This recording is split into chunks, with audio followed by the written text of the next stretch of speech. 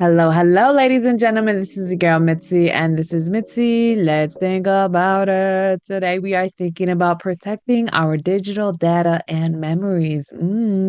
Isn't that a thinker? Well, with that being said, thank you so much, Andrew, for being my guest on the show today to talk about this and for us to really think about this. And I really appreciate your perspective on this matter as a photographer for so many years. I know you have the insight behind this. So let's just dive right in and break down this topic, right? Digital data, what does that make you think about? It makes me think of responsibility because it's not just my digital data, it's also people who expect me to be the steward of it because I am sort of the family historian, if you will. So Okay. I feel like there's a responsibility for all the photographs that I've taken of my family, the videos, also our personal files related to taxes and business. And Mm, and my extended family also is always looking to me for photographs from, like a wedding 20 years ago, et cetera, et cetera. So to yeah. me, it always goes back to family. Yeah. And it's really like magic, the fact that we can have these photographs, which is Yeah. only like a few hundred years, really, in which we are able to essentially click a button or open up the front of a lens cap, Yeah. take that off and have an image appear. So that's what comes to me mind first. Of course, there's a lot more to it, but that's what comes to mind first.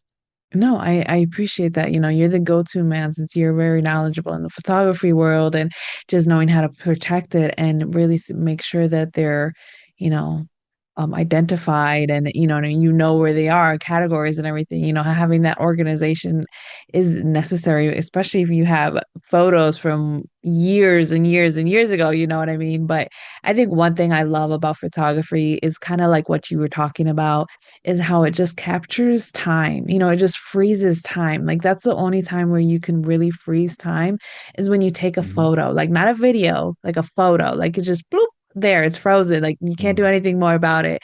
And I think that's what always got me intrigued about photography when I was in high school and just learning about it. And I grew up in the era where photography, I seen the stages of, the cameras change throughout the years and to Mhm. see it where now like people prefer an actual phone versus holding a real camera. But I'm like, there's something about holding a real camera Yeah. that no one can really take away from you. So it leads me to my next question. What really got you into photography? I think it was first because my dad was into photography, so he would take Oh, okay. pictures with slide film. And so from time to time, he'd bring out the slide projector and the screen, and we would Oh, watch the slides from different trips and things like that.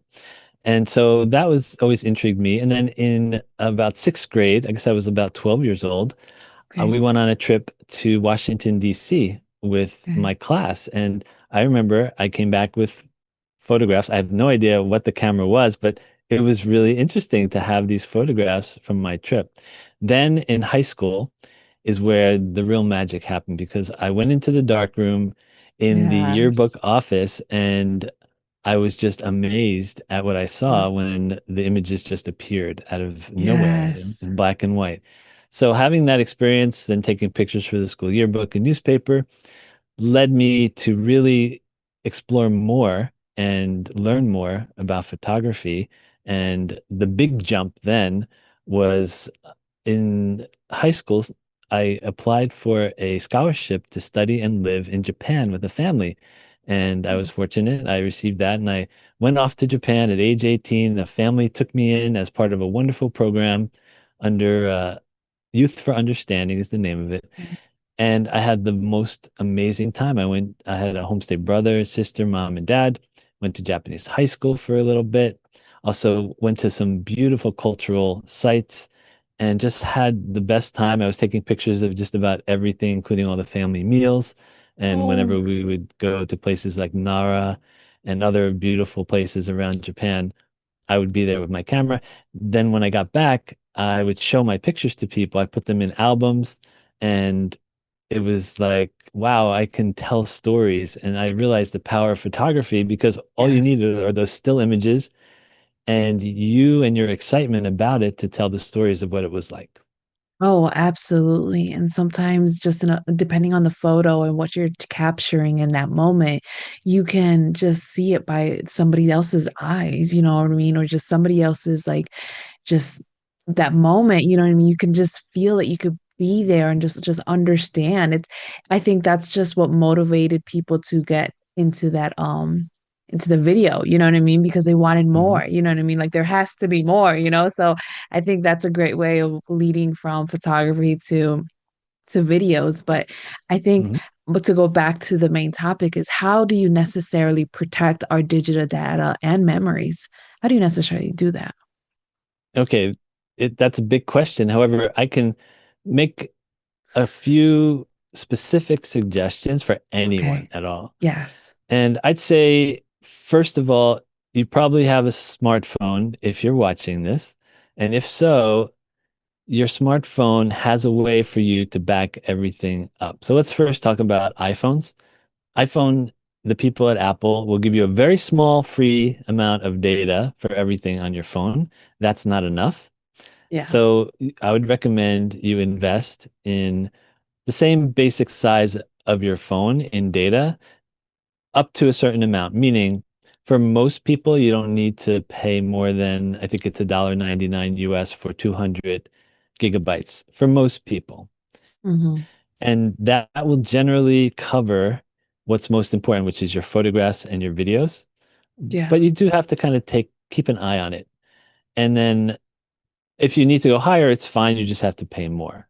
So that's the best thing you can do because if you drop your phone, if your phone is stolen, if your phone, something just happens to it, at least you have everything that was on the phone. And Yeah. they're very smart in how they manage the data because even though the apps take up space, they don't they don't take up space in your account. Like you can always just get the apps back. It's your data that you're concerned with, mainly your photographs and videos, and then there's other data, but it takes up much less. That's Exactly. that's for iPhones. For Android, depending on what you have, you may have a Google Photos account that either came with your phone that's free, or you may have to invest a bit. Google actually has a really affordable option. I think it's about $99 for like a terabyte, which is for most people, it's going to be more than enough. And so I would look carefully at that option, but many people will only need to spend maybe $30 a year. And so 99 a year is what I was talking about. So somewhere in that range, you can pretty much protect at least everything on your phone. And that's for 95% of people out there, that's going to be the best advice that I can probably give. Yeah. Yeah. I mean, usually what I do is just connect to the cloud Mhm. and the cloud backs up. And as long as I'm where it's able to load that I'm good, you know, then I can log into whatever device as long as I log into my cloud.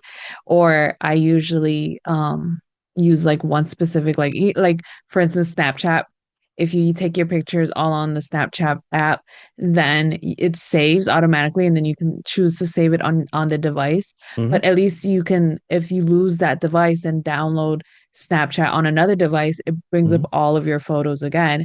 So that's a nice little thing too. So if you find applications who have that also, I think that's another way to secure your data and your memories because that was one of the things that I used to hate is that, you know, all of my these photos, all of these memories would be on my phone.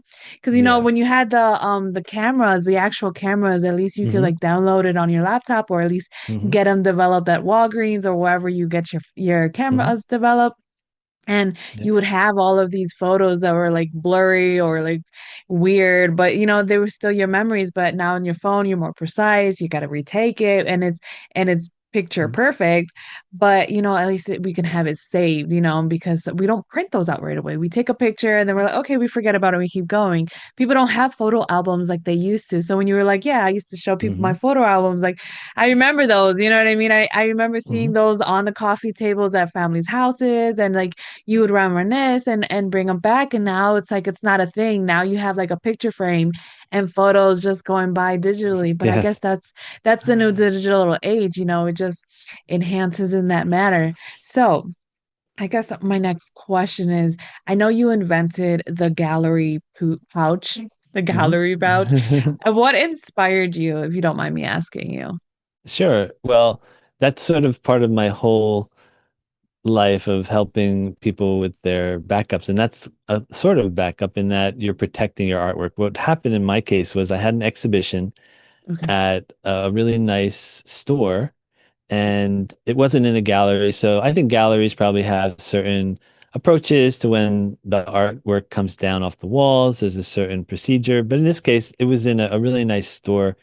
And when they came down, for whatever reason, the backs of my framed art, which has like metal and a wire, ended up rubbing against the front of the wood. So a number of them got scratched. So that made me think, well, maybe I could get individual bubble bags for each of them. And I couldn't really find something, especially here in the US. And then I said, well, I looked around and then I knew someone in Dallas, Texas, and I asked him, "Can you make me custom bubble bags?"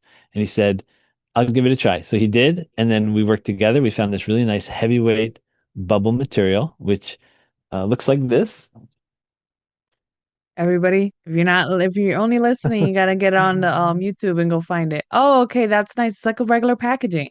Yes, That but it's a is really heavyweight. It nice. has a really nice feel to it. It's It looks thick. laminated on both sides. You can purchase it with or without Velcro across here. And also, they can be made in any size, from like the size of an iPad up to a large screen TV, Hmm. and in quantities as few as one. And the main thing that people appreciate, first of all, you can put like, I have like three different pieces of art in this one, framed metal print, and then I have a gallery wrapped canvas. Wow. So whether you have thick art or you can put two pieces together next to each other and you can put something in between them. But the main thing is it avoids rolls of bubble and tape, which ends up being an absolute nightmare when you get to your Yeah. destination. And even if it protected what you need, just try to put it back. It's not easy to put it back. So this way, they're going to last for a very long time. You can use them over and over. Like if you have a basement and you want to keep things and water even comes up, they're waterproof and they're just extremely nice as well compared to most bags, which ha don't have very nice Mm. seams on the side.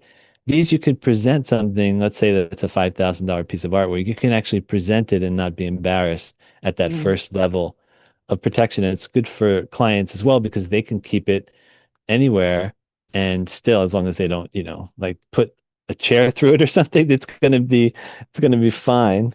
Yeah, they don't ram it with a knife or something. Yeah, Exactly. they should be fine because it looks very sturdy. Yeah. It looks like packaging, like real Yes. packaging, but so that's the nice thing about it. That's interesting. I'm glad that you had a problem and then you were able to solve it and you were like, yes, I'm gonna share this with the rest of the world because I know I'm not the only one struggling. So I'm glad that's something that you did out. And Mhm. it sucks because I know time is catching up to us. So what can be some lasting words of wisdom that you can keep leave us off with to keep on thinking? I would say the best thing you can do is think about everything that you care about as far as digital data and think about if you woke up tomorrow and it was all Yeah. gone.